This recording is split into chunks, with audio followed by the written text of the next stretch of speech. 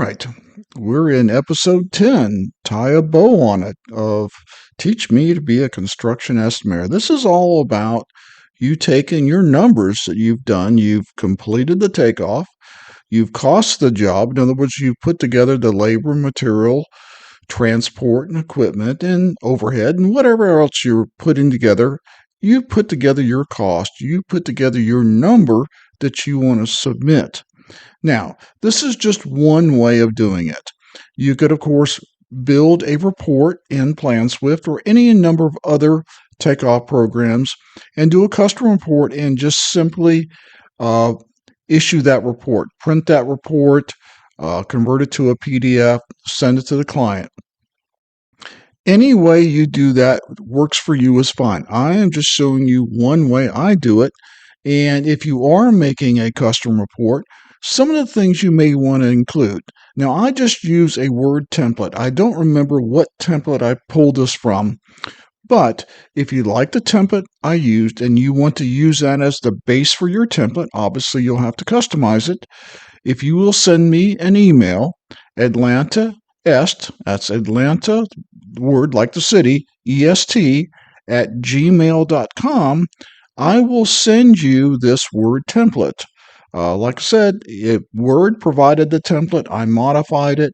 You can take what I have and modify it even further if you like it. So let's go into back where we started or stopped in episode 9. We were basically putting together a cost on something I took off. Now, these are fictitious numbers. These are not actually the numbers I use. So competitors beware. You may not want to use these numbers. But it is an idea of something I've done for you in episode 9 where I took my takeoff numbers and then I split them out across labor, material, transport, and equipment so I could look at those numbers individually and I could modify them if I wanted to. Now, we're just going to assume that what we did in episode 9 is okay and we're ready to submit a quote on this. So I wanted to show you how I would do this. And I'm going to move this a little out of the way here.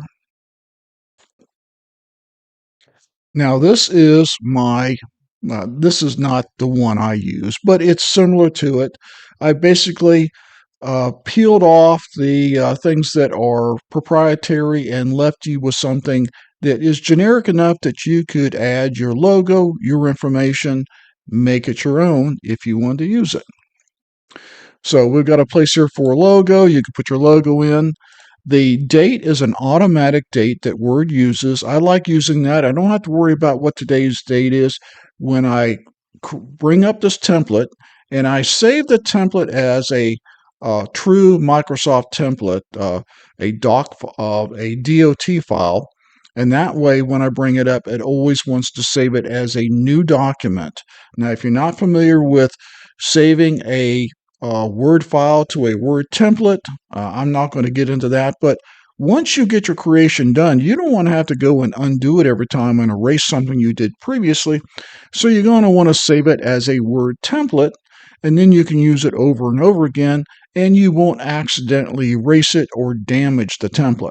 So this right now is just a Word document, and it updates the date. If you brought it up, it should update it automatically. So when you bring up your template, it's going to have today's date.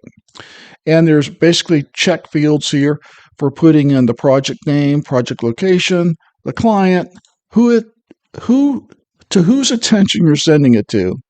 And very important, if you're a contractor, plan dates are essential so you know and your client knows that you're basing your estimate off a specific date. Date being the plans that you've got, because it's not unusual for Addenda to issue a new plan set or a new plan page that affects your price. All you know is you're operating all your assumptions, all your costs is based on a plan of a specific date. A new plan comes out later on that changes your scope, you're not aware of it. Well, if you don't put in a plan date, your client thinks that you've got it covered until he sees that plan's dated like, oh, Hey, John, uh, that is not the current plan set. I'm going to send you the current plan. Please update your price and send it back to me. That's why you always want to use what the plans are dated as. And I will take it one step further. There'll be a date on the plan. Then a lot of times there'll be a type of revision it is. It could be, let's say, a design development and have a percentage in it. Design development, 50%. It could say construction docs, 50%. It could say permit set.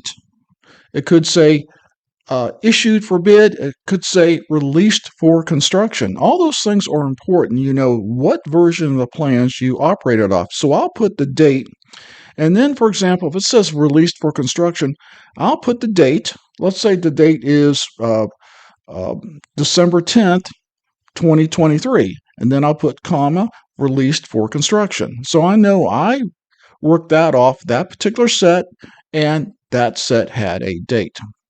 Now, this estimate document is an automatic uh, field that basically takes whatever you save your document as and puts that field name in there. So when I save it, I give it a quote number and usually a very brief description, and that puts that automatically once I save it in this field. And I always refer to from then on, it could be my initials, MH, and then usually a date and a sequence number, and then maybe a type of name of the job. And we'll do that after you'll see us do all this together. So basically, I just this one click kind of thing, project name, and we'll just call it Atlanta mezzanine removal.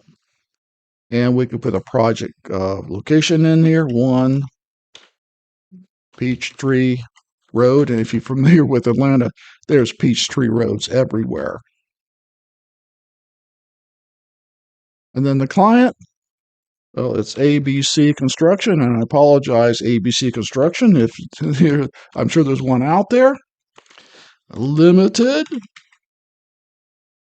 in attention, John Smith. And then the plan's dated, like I said before, we're going to say 12/10.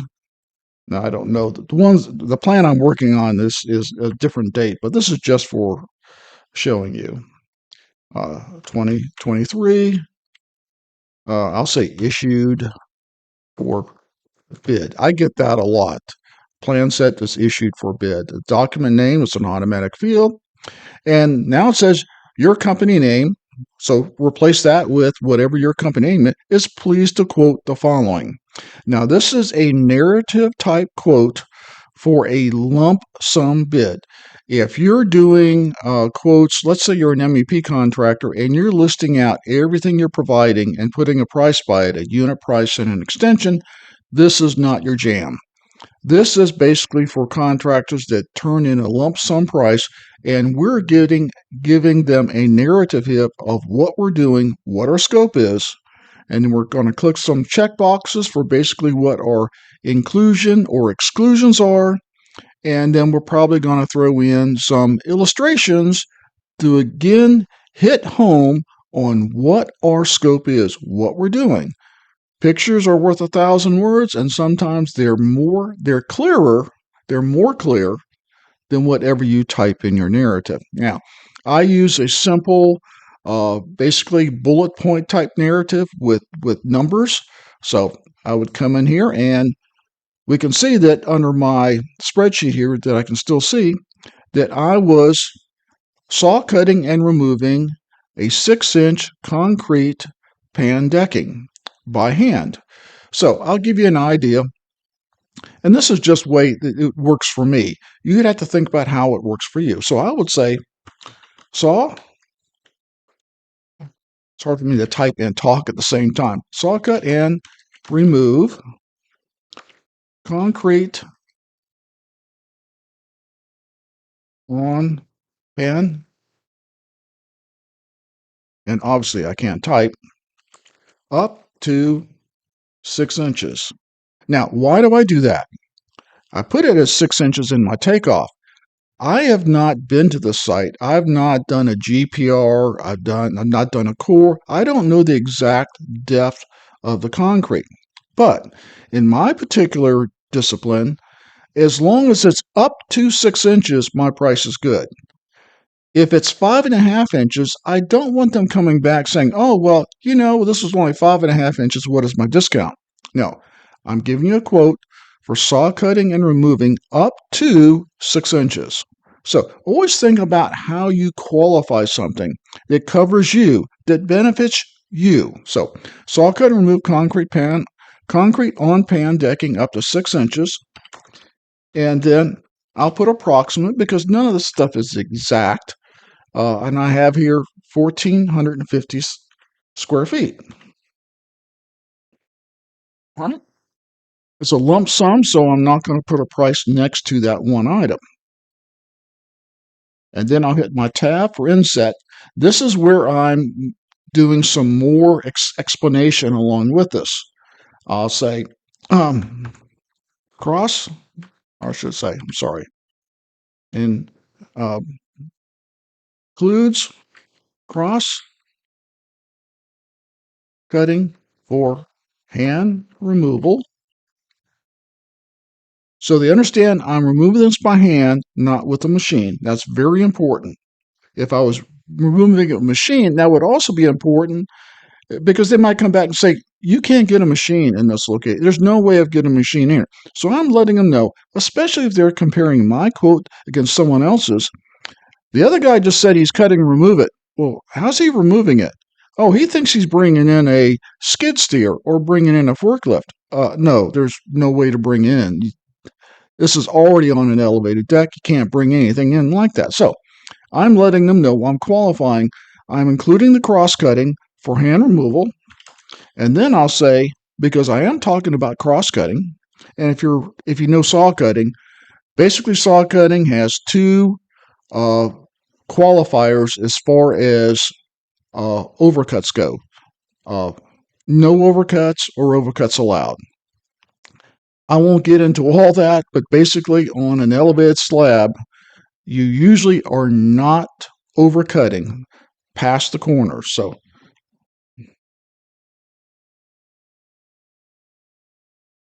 now there's two places I will identify this no overcuts, but this is the first thing they read. So includes cross cutting for hand removal, no overcuts. Um, then, because I'm just removing the concrete and pan decking, um,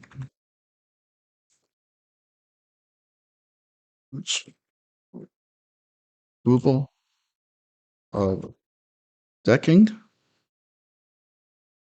all removal of support steel by others.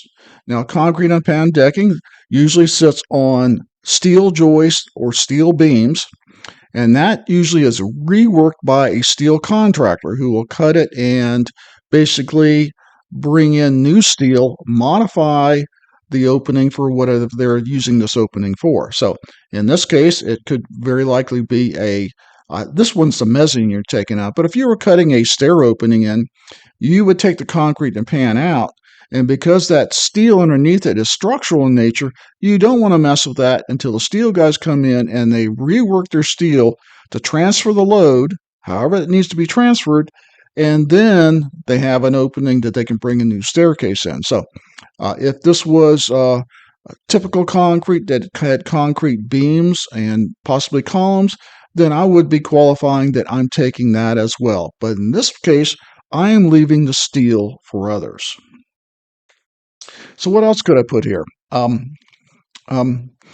let's see here. What I got? I don't need to tell them the size I'm cutting it into. I've already told them I'm removing it for hand. GC to provide all electrical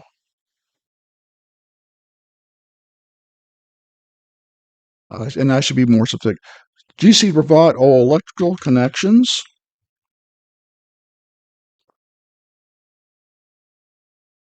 480 volt, 3 phase, 50 amp required.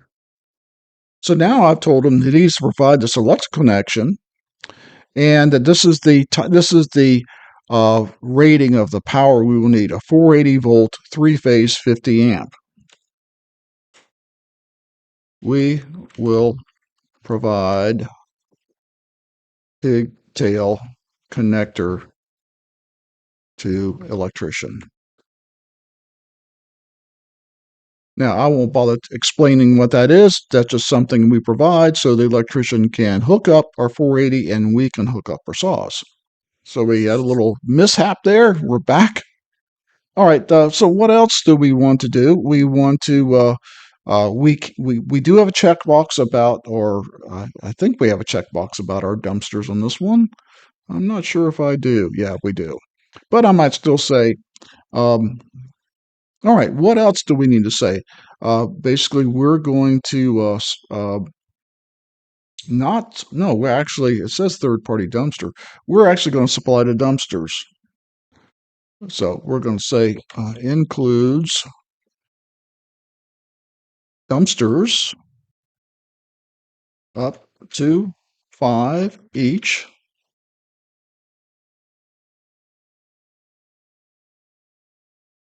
Discount. And what is my amount there? 2,500 if provided. So basically, we've given them a discount. If they want to provide the dumpsters, up to 5, they can discount our quote by $2,500.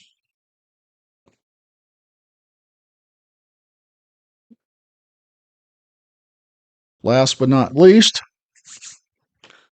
all work to be done during normal business hours, Monday through Friday.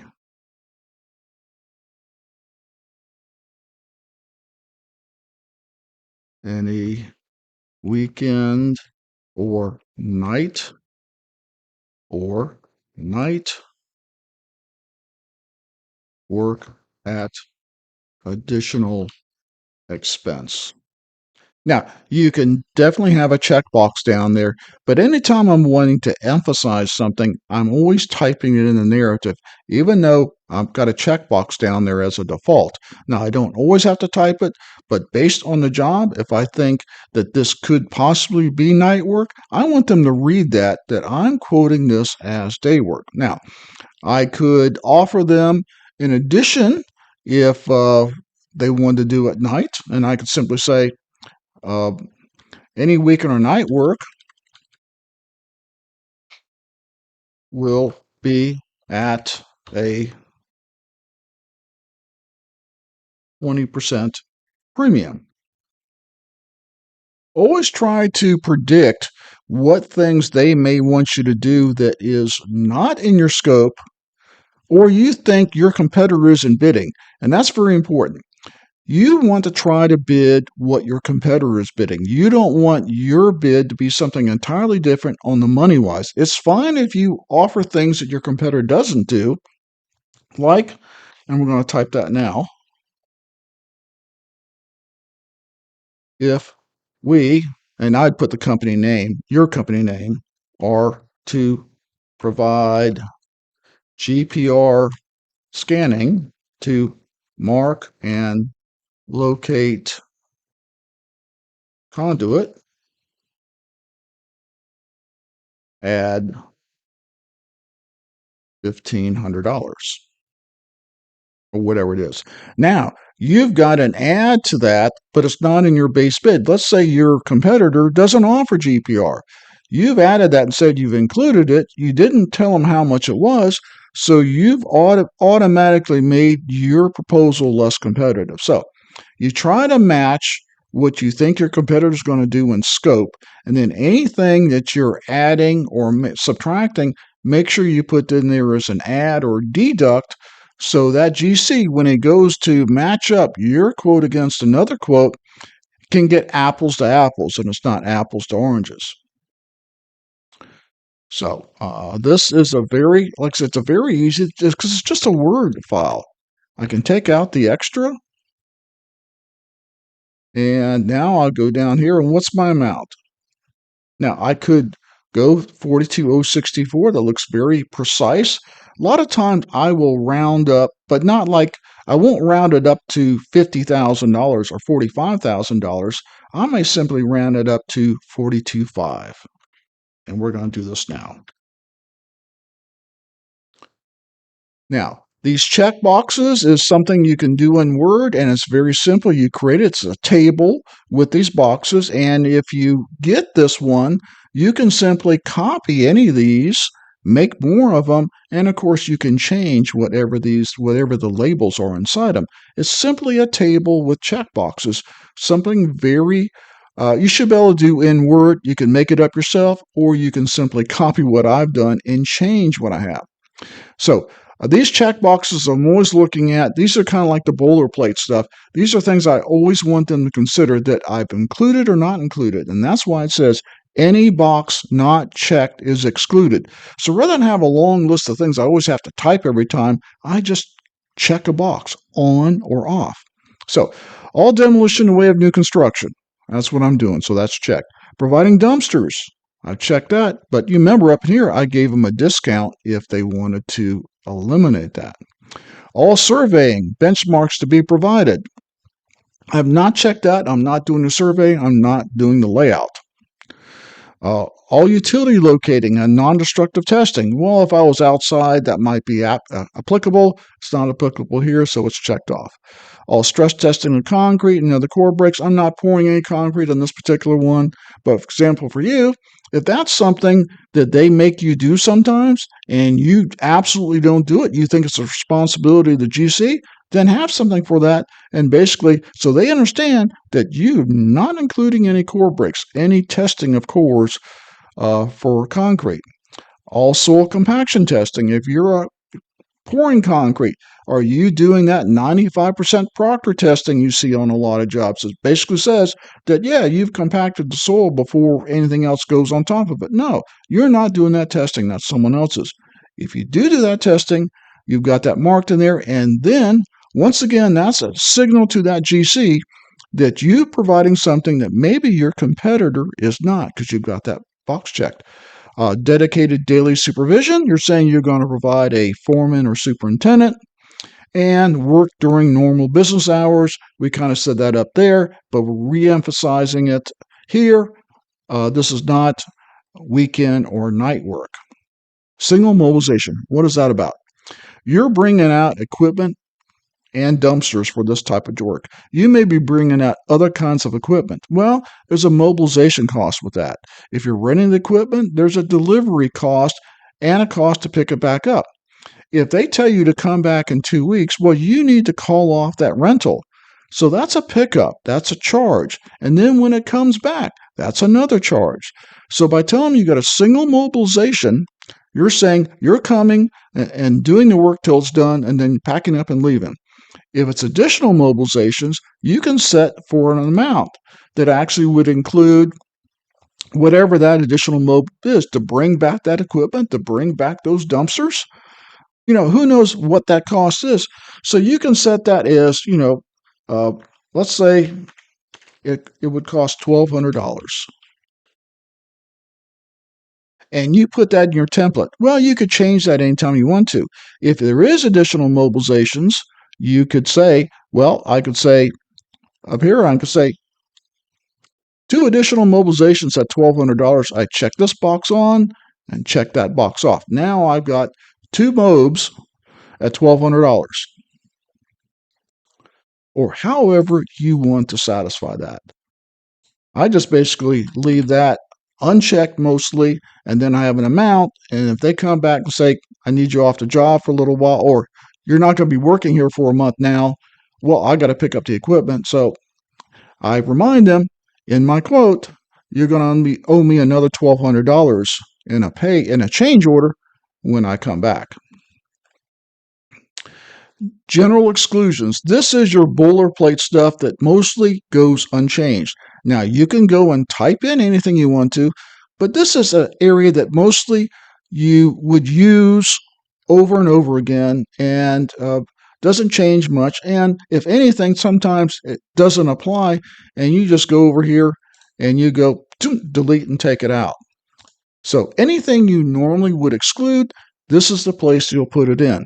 So I've just got several things here that probably doesn't apply to the kind of work you do, but applies to the work I do or work I've done in the past. For example, any shoring necessary in the normal performance of our work.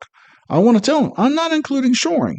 Now, if I do include shoring as an option in there, then I would just take this out. They would see that I basically added it as an option.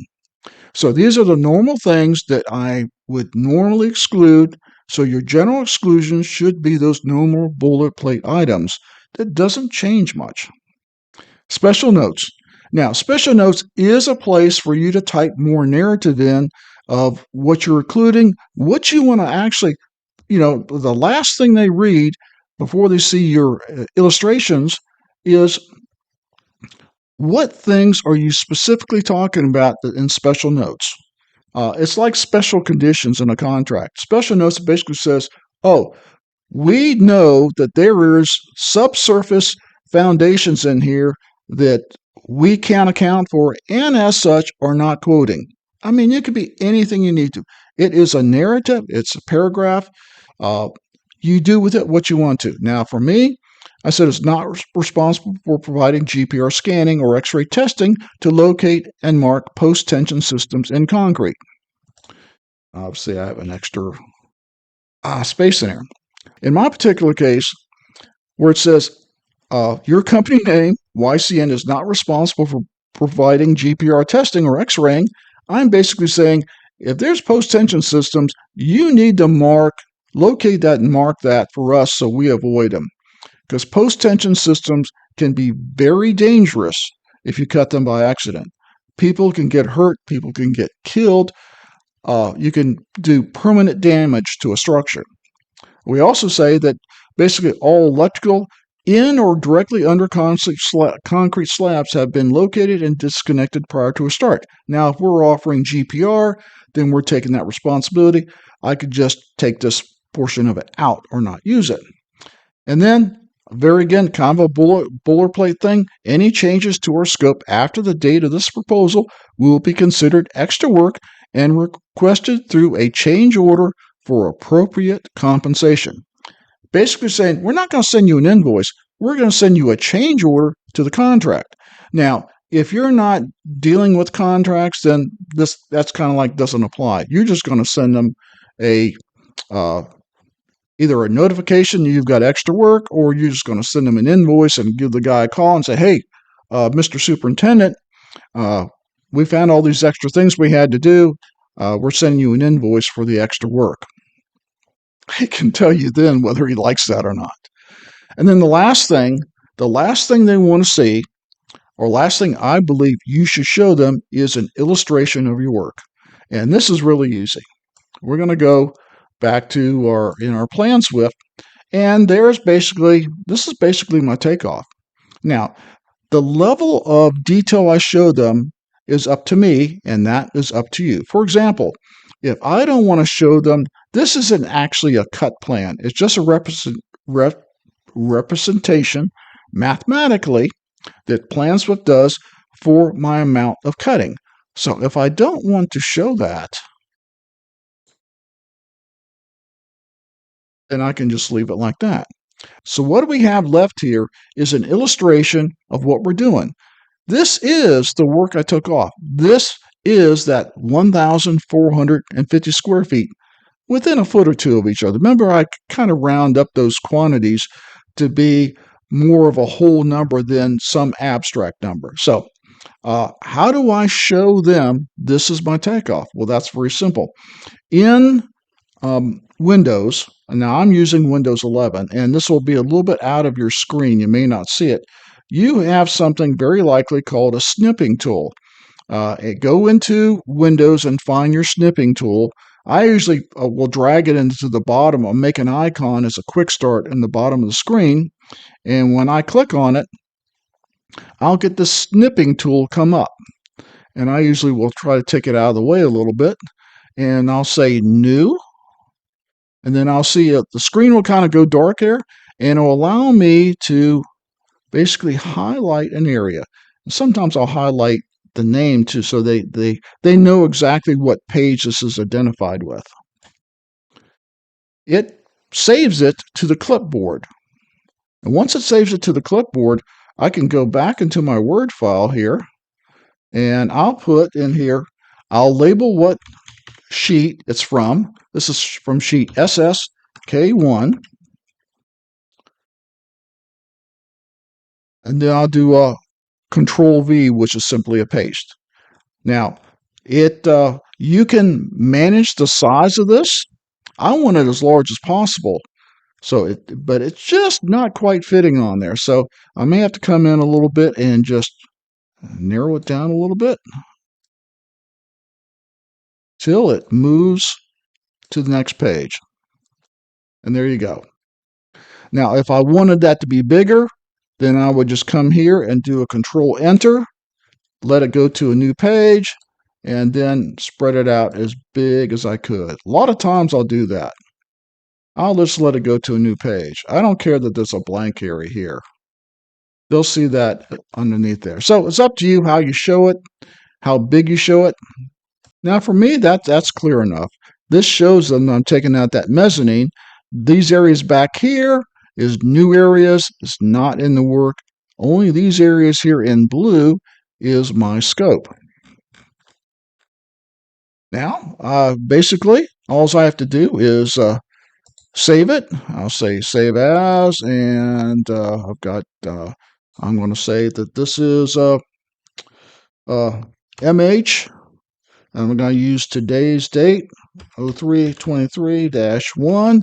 The 1 is a sequence number, the first bid I've done for today, and I'll put in here mezzanine or mezz demo. This is only a file name. I don't have to be very explicit with that. And go save. And now I'll come back here. If I want to print it, it should change automatically. But if it doesn't, you just go there, right click, and say update field. And that is your estimate name, MH0323-1 Mez Demo. It's also the file name. They are basically the same thing. And I do this, I would print one out as a hard copy for my file, and then I would go File, Export, and create a PDF file. It creates the PDF file in the same place. I hit Publish, and in a second, it should bring up, and it does. There's my PDF file. Now, I always send a PDF file. I don't send a Word file. You don't know whether they're on basically PCs or Macs. PDF is it's universally accepted. Everything, including phones, can show a PDF properly. So, and they can't change it. So, and I'm not talking about technically change it. I'm talking about they can't go back and change your quote and then send it back to you and say, well, you didn't exclude that. And someone changed your quote or changed your price. You send them a PDF. It's universally accepted. You can send it as an attachment with an email. They're usually never that big unless you do page after page after page. You have to get pretty darn big for you not to be able to send it to a customer. But I basically send this as an attachment, and then the email, I'll say something. I'll try to make it short, and basically, hey, John, thank you for the opportunity to let us bid this to you. We've covered all the demolition and removal, turnkey pricing. Please look over our quote and let me know if you need any changes. Thanks, Michael. I attach the PDF to it. I send it, and I'm done. Now, if you use a bid service, like Building Connected or Construct Connected, I Square Foot, go on and on and on, a lot of them will let you drag a file after you've maybe filled out their bid form, however their bid form is set up, allow you to drag that PDF file to a place, and then it automatically sends that PDF file along with any notes or your bid form submission. So even if you're submitting through Building Connected, you still need a PDF that you need to drag to them or point to it and throw that in along with any pricing you're putting on the bid form. So you always need to submit your scope, your exclusions, and any special notes along with an illustration of what you're doing if it's possible. It's not always possible, I realize, especially if you're doing some unit price deal where you've got a list, 4 pages long of items that you're quoting.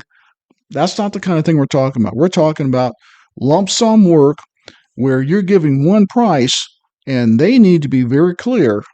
You need to be very clear exactly what you're including. So this ties a bow on it. This is your proposal.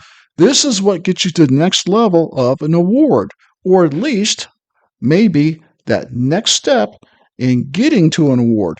Maybe there are several steps. If these are early plans, if these are schematic drawings or design development drawings, you may bid this a couple of times before you actually get an award off the final set of plans. But this is how you do it.